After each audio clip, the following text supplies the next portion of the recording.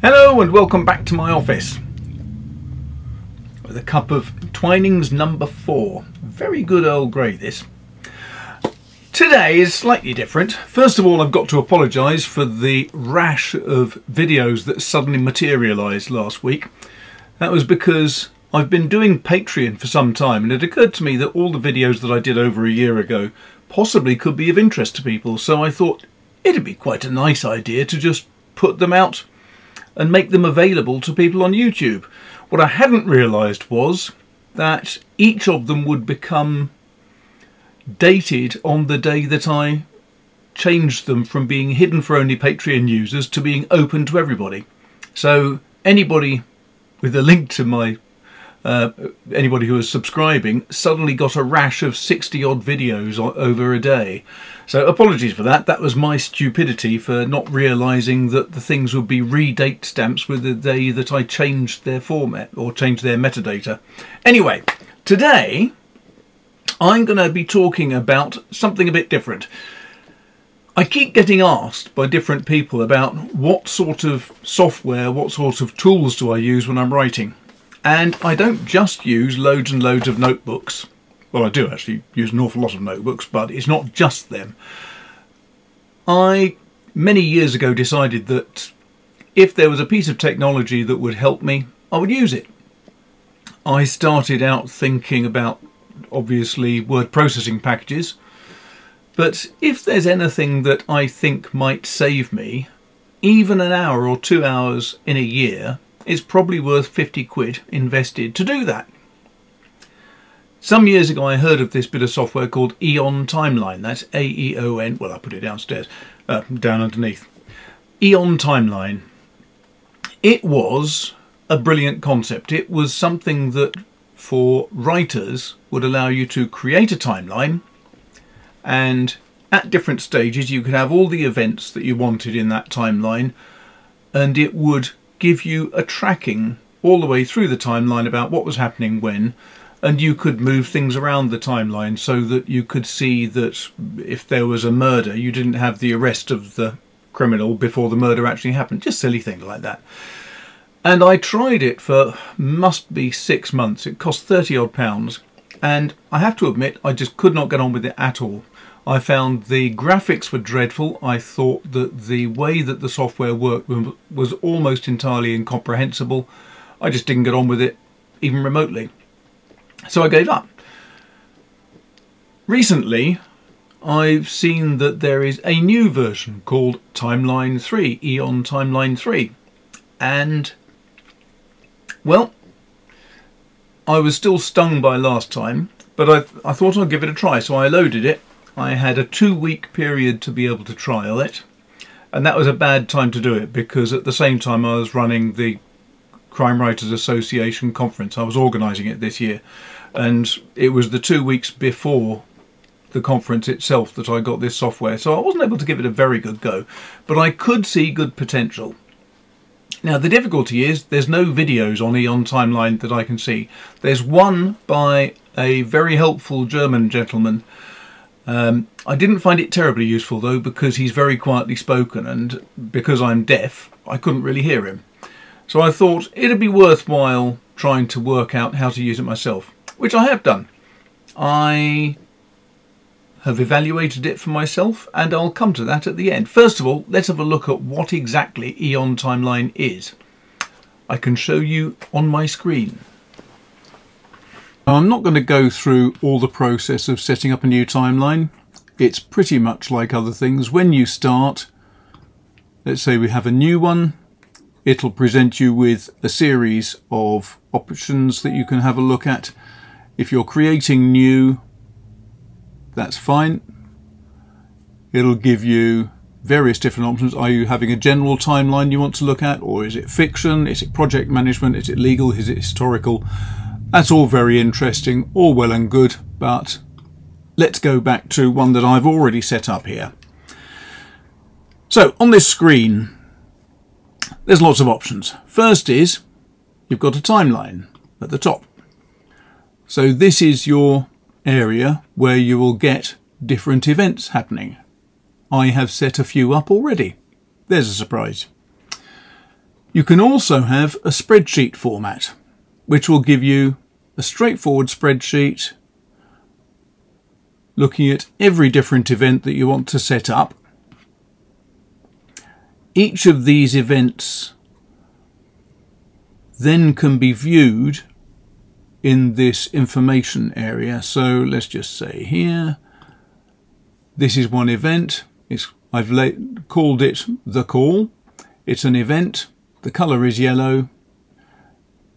No parents. It's ongoing. Lots of things. Basically, you can break all of these events down into a number of different areas. I'll come into that shortly. There are relationships. So you can decide for all of your characters what's happening within each of the different events that you've set up. So are they participants? Are they observers of an event? What are they exactly?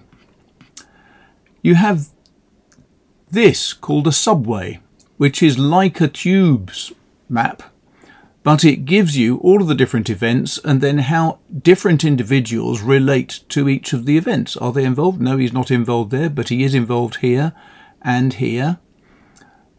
so on, and here. Different people can be allocated different colours depending on what their position is and so on. You also have an outline, which looks like a spreadsheet, but this is a sequential, historical or chronological order of events. So in my case, I've got them dated to make life easier.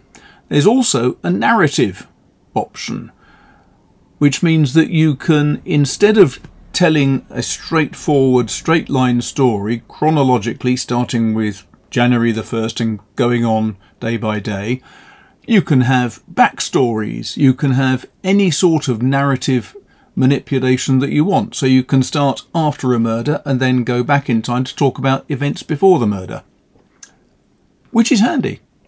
And then finally, we've also got a mind map. And this is really useful. What is it? I'm going to be talking about an event, a flashback, a flash forward, backstory, etc. Lots of different options and very, very useful. So that's the main line going along the top. That gives you whatever the view that you want of the different things going on. That gives you the view. Now, over on the left, we've got a search panel, we've got a filter panel, we've got a synchronize panel. So for example, I can synchronize all of this with my Scrivener, which is wonderful. You have a constraints panel. Now with this, if for example, somebody doesn't meet until after a particular murder, talking about things in my own terms, then within constraints you can set that up so that these two cannot meet until this event, the murder, has taken place. And you can set up any type of constraint you want. You've got calendar markers that you can set up, which will display for you in the events. You have a characters panel. If I hit that, it brings up all the characters I've created. Now let's just look here, for example. And you can see that you can set up the characters' names, their initials. You can state that they are a character. Give them a particular colour. There are lots of colours available. Apple, light purple, dark purple, etc. That's nice. You can state whether there's a parent. Now that's not a parent for the character. It's not his parents. That is a parent event or a parent aspect within the timeline that refers to him. He has an avatar. Wonderful. Lucky chap. Dates. I've labelled this as ongoing because he's not dead. I've given him a birth date. The death, it states, is present. I'm not too sure exactly how this is supposed to work, but for my purposes, I think that what it means is present means he's still alive. How old is he? He's 41, 4 months old. I can mark his birthday on the timeline if I want. That could be useful if there's a story you're working to where a birthday is relevant. And then there are the constraints, as was listed over the other side. So are there any timeline dependencies for him? Is he blocked by an event? Are there other blocks? Relationships. Well, he's got a friend who is Nick Morris. There's plenty of relationships you can set up. This being a character, he can have family, friends, rivals, associates, allies, opponents, and so on. Lots. So there's a number of different things you can set up there. I'll just toggle off the characters. You can have groups of characters. You can toggle locations. I've only got the 2 set up so far, but you can set up any number of locations as well. Story arcs, I haven't played with at all yet. I don't know how this is going to work, but could be useful. Toggle themes, haven't used any yet, so again, they're irrelevant. Down the bottom here, just toggle that off. So we've got our timeline. At the bottom, you can customize how things are set up. So you can choose the layout. Now I've got it set up so that you have different events going sequentially through time, and then new events will come up at the top. But you can change that. So let's just choose a different one. This is the compact version. You could have a waterfall version where I'm not too sure exactly what the difference is there, to be honest, but I think it just means that for every date you have a waterfall of events following on. You can also have an expanded version, which is, I think, how I had it set up. And the compact, well, that looks pretty much the same. So I'm going to go for the expanded, actually. I think that looks better. It's nice to have the flexibility, but again, these are all things that I haven't really played with too much. You can show dependency lines. Now, if I turn that off, you see a little green line here disappears. These 2 are dependent. I've got these preface and musings I set up to be parents to the intro to Jason Robarts. So that means there is a little green line that sets up to show that there is a dependency there. All well and good. These, I think, are just markers to show when things are happening, so you've got a bit of a perspective on how things are happening over time. You can change the time scales. You can change the work view zoom. Let's take this up to 100 so we can see things a bit more clearly. Now, one thing I do like about this a lot is it is so flexible in terms of how you look at things. So over here, for example, if I hit this, it will split things horizontally. Well, why would I want 2 exactly the same horizontally? I wouldn't, is the short answer. Let's move that down.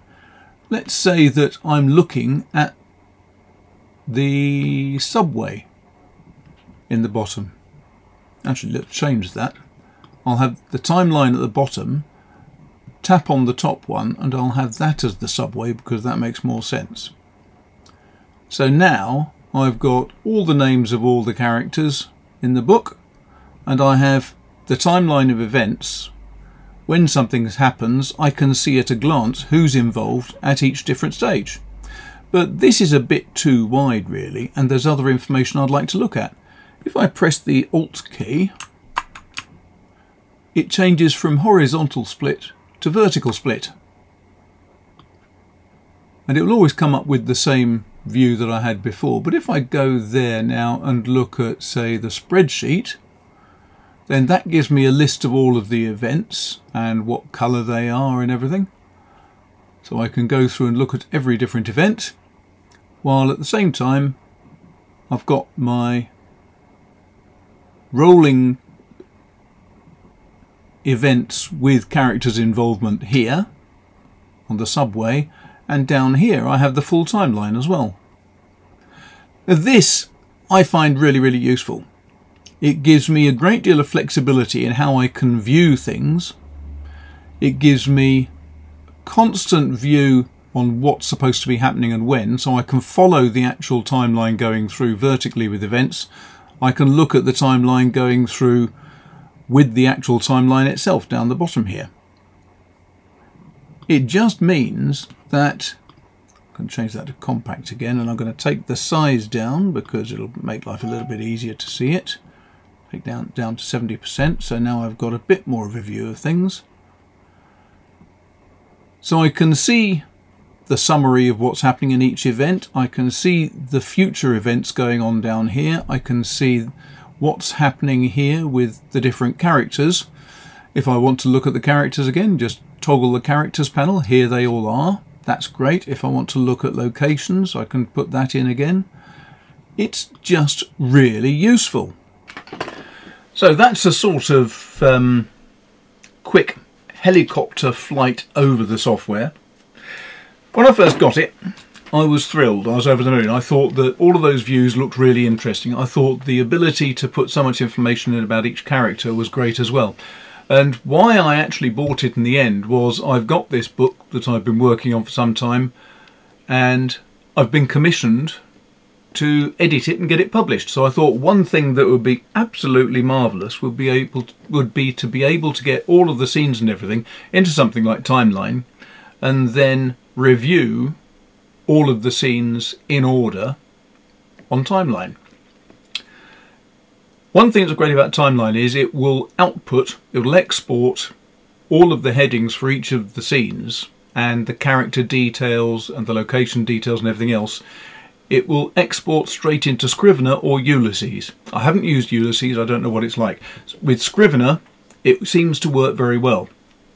And the reason why I actually bought it was because I saw that they also say you can take a complete Scrivener project and upload it into your Timeline Aeon Timeline even. I thought that's going to save a lot of time if I can do that. So I bought it, I got all of my project and synchronized it with Aeon Timeline. Unfortunately, I synced the wrong version of my draft. So I then went back and, oh dear, found the correct version and synchronized that instead. But when I went into Aeon Timeline, it was the same as the original one. I didn't have the new stuff. So I thought, oh, that's irritating. So I started typing up a few new events, which are the ones you just saw, and they didn't synchronize either with the existing timeline that I had. So I spent a day scratching my head and then realized that what was happening was every time I synced, it was adding the new sync to the bottom of the existing timeline. So it was just making my number of events expand and expand and expand. So that was a bit frustrating. I haven't worked out yet how to go back and delete the sync that I didn't want. Irritating, not actually a terrible thing for me. Then I spent an entire evening, I was working until nearly 12 o'clock, just putting in details for all of the different characters and then outlining on the relationship panes each of the characters and how they related to each event. That seemed like a good idea.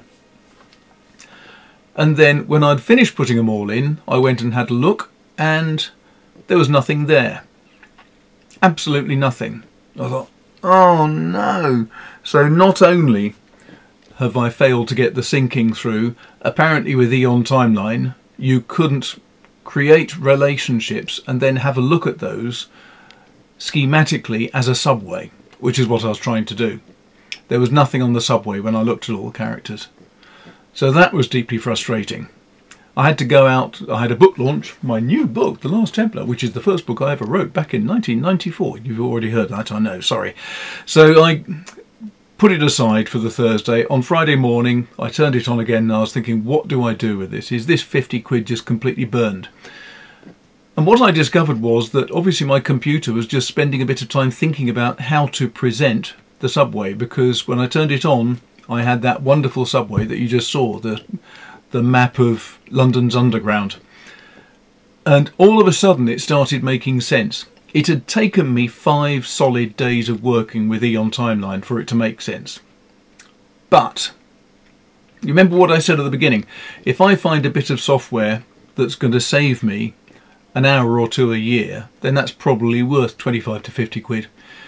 If it's going to save me an hour to 2 hours a year, actually it's probably more likely to save me many hours a year. And 50 quid to save, say, 50 hours, £1 an hour, that's well worth it. I can justify that to myself. Will this save me that much time? I have no idea. I can say that it's much, much slower and a much more long-winded process than I would ever normally consider. I usually start writing a book by having a blank screen in front of me and start typing on Scrivener or on my Astro House FreeWrite. With this, you have to think and plan and plot in advance extensively. Is that a downside? I don't think so necessarily. It's going to be good for it to give me a little bit of discipline with my writing for a start. It means I'm actually creating a synopsis and an outline before I start writing. That's not a bad thing. It will synchronise very well, I believe, with Scrivener. So I can create my outline within Aeon timeline and then output everything to Scrivener, and I will have all of the events, all of the scenes that I need ready set up. That will save me a fair bit of time, I hope. So the long and the short of it is very comprehensive and complex software. As I say, it took 5 days really for me to make sense of it, which includes a lot of data input, so it's not just straight 5 days sitting staring at a screen wondering how it works. The help files, the manual on how to use it are not entirely unusable, but they certainly are not very useful. I would much rather have a series of well-organised YouTube videos on how to use it, because looking at it, seeing someone zipping around a screen and pointing to where things are makes a lot more sense to me. Seeing things visually makes it a lot more straightforward. Is it good for you? I have no idea. Is it good for me? I think it probably will be. I'm now contracted to write 2 books this year, and I've got several other books I need to edit. With Timeline, I think I can suck a load of data from existing books I've written, set them up on my own timeline, recreate and standardise my characters, and then everything should get a lot easier when I'm actually writing the book or editing the book. 50 quid, it's a lot of money for a bit of software, but yes, I think it's probably justifiable. So, that's my view. I don't know whether this is something that you will find interesting. It is definitely very comprehensive. As I say, it's designed for any type of project management. Yes, it happens to be good for fiction, but as the initial screen says, it's also good for project management, for legal work and for historical research, I assume. So there are a lot of options there. I would thoroughly recommend, if you're thinking about writing something, it's well worthwhile going to the Aeon Timeline website, having a look at it. They have different examples set up that you can work through, that you can download the software for free to give it a bit of a run for its money for 2 weeks. They've got Wuthering Heights and Murder on the Orient Express already set up within Aeon Timeline, so you can have a play with them and see what you think. And try it. It's really interesting. It is comprehensive, it is complex, but I think it's also possibly going to be a real useful winner for me. It may be for you too. That's it. Thanks a lot for watching. I hope that was interesting. As usual, if you really want to support this channel, you can subscribe and hit the like button and tell your friends about it and all those other good things. If you really want to help the channel, you can go to the Patreon link, which is down the bottom, and get fresh information from me every couple of weeks. Other people like it, you might. Of course, you may prefer to get things on Patreon rather than having 60 Patreon videos suddenly miraculously appearing on your YouTube view listings. Again, I can only apologise for that. That was my gormlessness and not realising what was going to happen. But I hope that was interesting anyway. Thank you very much. I'm going to go back to my now slightly chilly cup of tea and back to work. Take care. Bye-bye.